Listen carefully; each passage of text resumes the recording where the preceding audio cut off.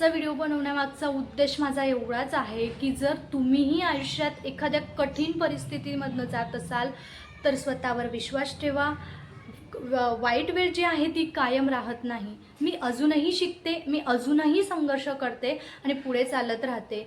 जर माझी ही स्टोरी मी जी ती सांगितलेली आहे जर तुम्हाला आवडेल तर नक्कीच चॅनलला सबस्क्राईब करा आणि मला कमेंट करायला, एक चांगली कमेंट करायला विसरू नका. नमस्कार मित्रांनो, आज मी तुम्हाला असा माझ्या आयुष्यातला भाग सांगणार आहे जो की मी फार कमी लोकांना सांगितलेला आहे आणि फार कमी लोकांना माहीत आहे. कारण बघा कसं असतं ना, जसं आपण यूट्यूब आहे म्हणजे आता कॅमेरासमोर बोलतो ते आयुष्य एकदम वेगळं असतं आणि कॅमेराच्या मागचं जे आयुष्य आहे ते टोटली डिफरंट असतं. बघा, मला 2 मुलं आहेत, घर आहे, जबाबदाऱ्या आहेत, सगळं काही आहे आणि त्यातच परत यूट्यूबसुद्धा आहे. म्हणजे एखाद्या व्यक्तीच्या लाईफमध्ये कधी कधी एवढा स्ट्रगल असतो की अक्षरशः त्या व्यक्तीला वाटतं की सगळं काही सोडून द्यावं. ह्या स्टेजपर्यंत मी आलेली होती. तर बघा झालं कसं, जेव्हा माझं लग्न झालं त्याच्यानंतर लाईफ एकदम सेट होती, म्हणजे व्यवस्थित चाललं होतं सगळं.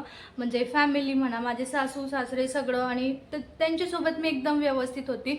पण झालं काय, जसंही माझं पहिलं बाळ जन्माला आलं त्याच्या आधी आम्ही खूप हॅपी होतो की चला आपल्याला बाळ होतंय. तर जेव्हाही तो जन्माला आला त्याच्या म्हणजे दुसऱ्या सेकंदापासून आम्हाला दुःख आपण म्हणू शकतो त्यालाही त्रास, बाळालाही त्रास, आम्हालाही त्रास, पूर्ण फॅमिलीला त्रास स्टार्ट होऊन गेला तेव्हापासूनच. जसे माझं पहिला बाळ जन्माला आला तर तेव्हापासून तर आतापर्यंत, म्हणजे आता 7 वर्ष झाले, तर कंटिन्युअसली त्याचे ऑपरेशन्स चालूच आहेत, डॉक्टर, रिपोर्ट्स, हॉस्पिटल्स. तर ह्या सगळ्यांना म्हणजे एवढा आपण म्हणू शकतो कंटाळा आला आहे आणि नकोसं वाटतंय ह्या गोष्टी, की नको आता हॉस्पिटल, नको डॉक्टर, नको रिपोर्ट्स, नको.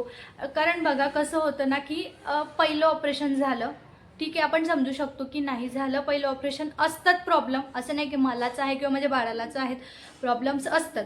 चला पहिलं ऑपरेशन झालं, मेजर ऑपरेशन झालं, पहिलं ऑपरेशन झालं. कधी मी आयुष्यात असा विचार केला नव्हता की चला माझ्या मुलासोबत असं होईल किंवा असं ऑपरेशन्स त्याचे होतील. पहिलं ऑपरेशन झालं, दुसरं ऑपरेशन झालं, किती सहन करणार माणूस, तिसरं ऑपरेशन झालं, परत चौथं ऑपरेशन झालं. म्हणजे समोरचा जो बाळ आहे ते आता, तो तर माझा मुलगा 7 वर्षाचाच आहे, पण आतापर्यंत त्याने एवढं सहन केलं आहे. इंजेक्शन्स, त्याच्यानंतर आपण म्हणू शकतो पाठीला ते भूल देण्यासाठी ते इंजेक्शन्स देतात, ते भरपूर असे मेडिकल्सचे त्याने आपण म्हणू शकतो त्याला खूप असा त्रास सहन केलेला आहे. आणि असं नाही की चला 2 दिवस ॲडमिट झाला, सुट्टी झाली, असं काही नाही. तर आम्ही 2-2 महिने ॲडमिट होतो आणि जो तो त्रास होता त्याचा तो बघवला नाही जायचा. स्टार्टिंगला तर जेव्हा फर्स्टचं ऑपरेशन झालं तेव्हा तर असं वाटत होतं की संपलं सगळं, म्हणजे आता काय आपल्याला असं म्हणजे देवाने असं का दिलं असेल किंवा ह्या गोष्टी का आपल्यासोबत घडताय, एवढ्या लहान मुलाला का अशा गोष्टी चा त्रास होतोय असं वाटत होतं. मग थोडी तेव्हा मी स्ट्रॉंग झाली, एकदम गावातली खेड्यातली मुलगी आणि सगळ्या गोष्टी नवीन जागेत जाऊन बघते, एवढ्या मोठ्या सिटीमध्ये, बॉम्बेसारख्या सिटीमध्ये जाऊन एवढे मोठे ऑपरेशन्स बघते, एवढं म्हणजे कधी विचार केलेला नव्हता, कधी बघितलेलं नाही अशा गोष्टी. तर ह्या गोष्टी बघितल्यानंतर खूप वाईट वाटलं की का असं आपल्यासोबत होतंय. त्याच्यानंतर पहिलं ऑपरेशन झालं, थोडी स्ट्रॉंग झाली. कारण बघा मी रडली ते पहिल्या ऑपरेशनच्या वेळेस तर मी खूप रडली. कारण बाळ तेव्हा फक्त 3 महिन्याचं होतं आणि 3 महिन्याच्या बाळाला काही समजतही नाही तरी त्याचं ऑपरेशन झालं. त्याच्यानंतर त्याचं सेकंड ऑपरेशन झालं, तेव्हाही मी थोडी म्हणजे अजून स्ट्रॉंग बनत गेली. जसेही त्याचे ऑपरेशन्स होत गेले, जसेही प्रॉब्लेम्स वाढत गेले, तशी मी आणखीन कणखर बनत गेली आपण असं म्हणू शकतो. कारण ह्या ज्या गोष्टी आहेत, ह्या गोष्टींमध्ये जर आपण स्वतः काय म्हणू शकतो, आपण डिमोटिवेट झालो तर आपण आपल्या बाळाला कसं सांभाळणार, आपल्या फॅमिलीला कसं सांभाळणार. तर ह्याप्रमाणे मी माझं जे काम होतं ते आत्तापर्यंत करत आलेली आहे. आणि 4 ऑपरेशन, नॉट अ जोक, खूप म्हणजे रिस्की होतं. कारण जेव्हाही बाळ ऑपरेशन थिएटरला जायचं, ओटीमध्ये जायचं, तेव्हा देवाकडे एकच प्रार्थना असायची की त्याला व्यवस्थितरित्या परत येऊ द्या, बाकी काही नाही. आणि ह्या सगळ्या गोष्टी घडत असतानाच मला सेकंड मुलगा झाला. सेकंड पण मुलगा झाला आणि तो एकदम फिट अँड फाईन आहे, त्याला कुठल्याही प्रकारचा प्रॉब्लेम नाही.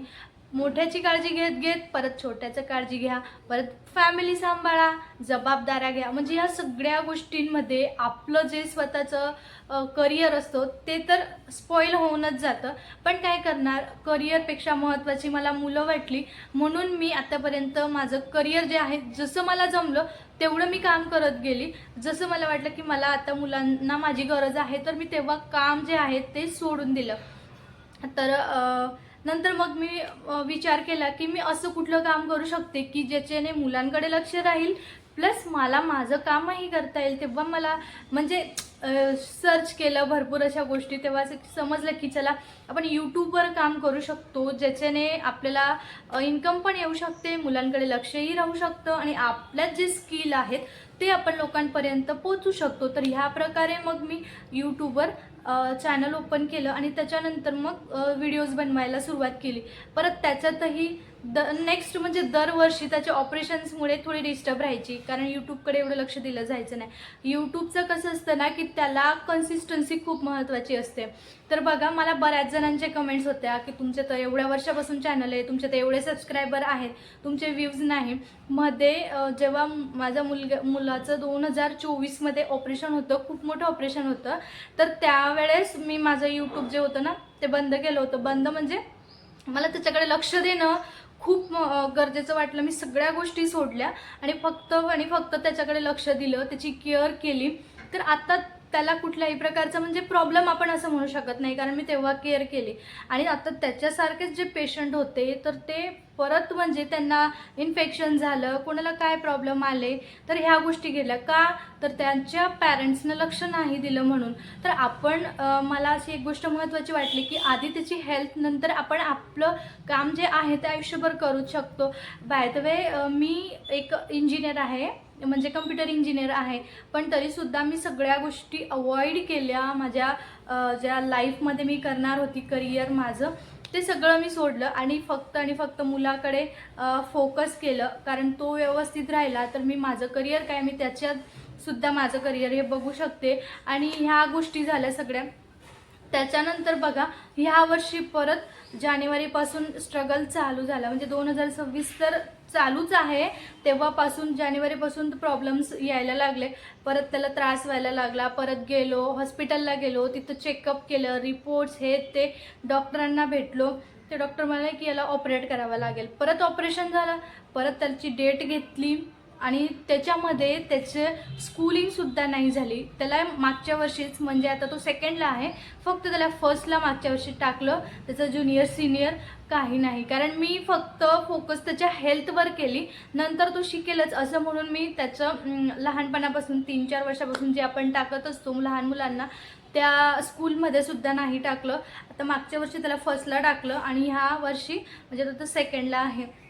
तर अशा प्रकारे त्याची केअर घेत गेली आणि लहान मुलगा पण त्याच्यासोबतच मग माझा वाढला आणि त्याच्याकडे पण लक्ष देत गेली. तर अशा प्रकारे आणि पूर्ण फॅमिली सांभाळणं, घर सांभाळणं, जबाबदाऱ्या घेणं, म्हणजे याच्याने मी एवढी, जसेही मला प्रॉब्लेम्स येत गेले, मी अजून जास्त स्ट्रॉंग होत गेली. तर ह्या प्रकारे ह्या गोष्टी घडत गेल्या आणि अजून भरपूर असं सांगायला भरपूर आहे. लाईफ म्हणजे आता 2019पासून चालू झालेले प्रॉब्लेम्स आहेत माझ्या लाईफमध्ये. तर आतापर्यंत बघा 2026 चालू झाला. प्रॉब्लेम्स तर येतच आहेत, पण मी हार अजिबात मानलेलं नाही. बघा 2019, 20, 21, 23मध्ये मी माझं चॅनल ओपन केलं. त्याच्यानंतर व्ह्यूज वगैरे आले. 24-25 माझं चॅनल परत मी बंद केलं मुलामुळे आणि त्याच्यानंतर परत त्याच्या चॅनलवर माझ्या रियूज कंटेंट म्हणून माझं चॅनल डिमोनेटाईज करण्यात आलं. परत त्याच्यावर मेहनत केली, परत या 2 महिने 3 महिने मेहनत केली आणि परत आता माझं चॅनल जे आहे ते मी मोनेटाईज केलं. प्लस माझ्या मुलाला सांभाळलं, त्याचं ऑपरेशन सांभाळलं, त्याच्यानंतर पूर्ण घर, जबाबदाऱ्या, 2 मुलं, असं करून मी परत चॅनल मोनेटाईज केलं आणि आता परत एकदा माझं जे इन्कम आहे, म्हणजे आपण त्याला म्हणू शकतो, तर ते स्टार्ट झालेलं आहे यूट्यूब थ्रू. तर ह्या प्रकारे मी काम करत गेली आणि याच्या पुढेही माझ्यावर कितीही संकट आले तरी मी अशाच प्रकारे काम करत राहणार आहे.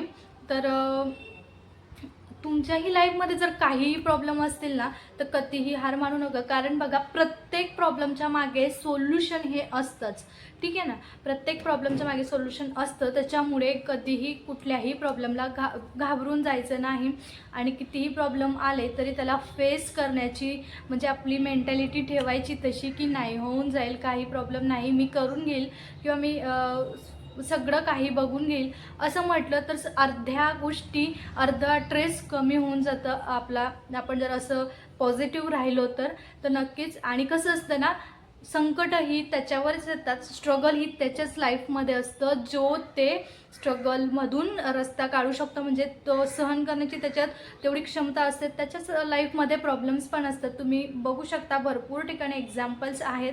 असं साधा माणूस असला ना त्याच्या लाईफमध्ये काही प्रॉब्लेम येणार नाहीत, पण ज्याला माहिती की देव पण असं असतो की हा करू शकतो ना, तर याच्या लाईफमध्ये द्या प्रॉब्लेम्स, जेवढे द्यायचे तेवढे द्या आणि मग हा बरोबर सॉर्ट आऊट करेल, सॉल्व करेल सगळे प्रॉब्लेम्स. ह्या प्रकारे म्हणजे प्रॉब्लेम्सचं पण हे आपण म्हणू शकतो की सॉर्ट आऊट करू शकतो. आणि जर तुम्हाला आजचा व्हिडिओ माझा जर खरंच हेल्पफुल वाटला असेल तर नक्कीच माझ्या चॅनलला सबस्क्राईब करा, कमेंट करा व्हिडिओला आणि लाईक करायला विसरू नका. तोपर्यंत भेटू नेक्स्ट व्हिडिओमध्ये, तोपर्यंत बाय बाय, थँक्यू.